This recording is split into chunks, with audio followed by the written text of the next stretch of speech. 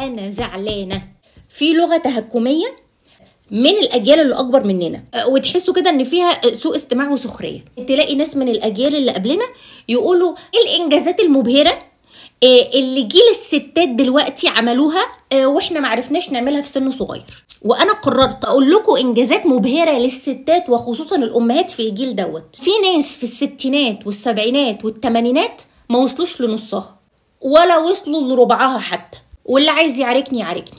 احنا ولله الحمد جيل بينسى بسرعه صاروخيه، يعني تركيزنا رايح في 60 داهيه. انا هديكم مثل بسيط. انا ببقى داخله اطفي على الحله اللي في المطبخ، المسافه يا دوبك طرقه، يعني مش مسافه طويله الحق انسى فيها لا قدر الله. ادخل المطبخ مفيش الا حله واحده على البوتاجاز وعيني عليها، تلاقيني واقفه زي الزعزوعه في نص المطبخ مش عارفه انا ايه اللي جابني هنا. ان افتكر انا داخله المطبخ ليه؟ مفيش. ازيدكم من الشعر بيت، بخلي كل اللي في الشقه يقلبوا الدنيا على موبايلي، في الاخر بيكون على ودني وبتكلم فيه.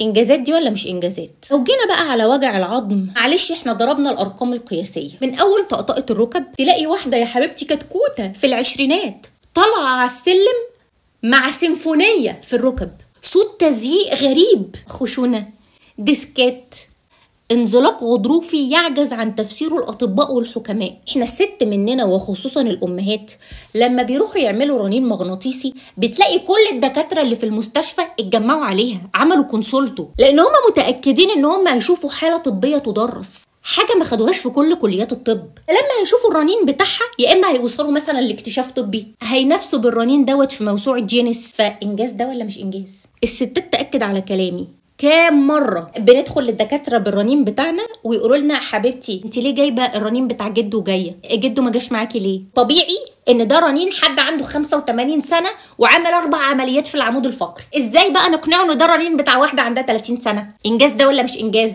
الجيل بتاعنا اثبت ان كل مليم بيدفع في التحاليل فلوس حلال.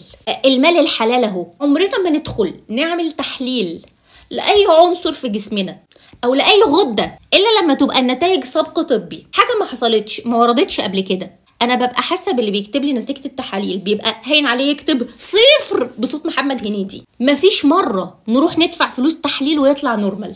نروح نعمل تحليل هيموجلوبين او فيتامين د، كل اللي في المعمل بيتصوروا معانا، هم مش مصدقين ان دي نتيجه تحليل واحده عايشه تتنفس وتعيش وتتعايش زينا. ومش بس كده، بتروح تودي التمارين عادي وترجع تطبخ وتذاكر العيال وتنشر الغسيل.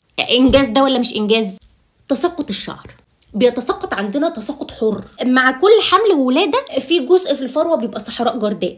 وصلتوا له انتوا عند سن كام؟ 80 90 ولا ايه؟ انجازات والله العظيم. في حاجات مكسوفه اتكلم فيها، حاجات عبيطه يعني مفيش بينا الكلام ده. في حاجات بسيطه بقى مش هنقف عندها. قولون، اضطرابات جهاز هضمي، ارتجاع مريء، شد مكان القيصريه يقعد معاك العمر كله، رعشه في الايد، التهاب مفاصل، اختناق في الاوتار، اختلال في التوازن. كل ما اجي افجع العيال يبقوا عارفين ماما قايمه من السرير كلنا بنقوم عشان نسندها. في حاجات بقى في السريع منه اللي هو ضغط، سكر، كوليسترول، دهون على الكبد، دوالي، رفرفه في القلب. تبقى حبيبتي لسه ورور 20 30 سنه ورفرفه في القلب، تروح لكل الدكاتره محدش عارف ده عباره عن ايه. انجاز ده ولا مش انجاز؟ هشاشه، زغلله في العين، نزيف من الانف، حنفيه كده من غير اي حاجه. انا الصراحه ما كنتش عايزه اتكلم عشان الحاجات دي بتتنظر، بس انتوا اللي اضطرتوني.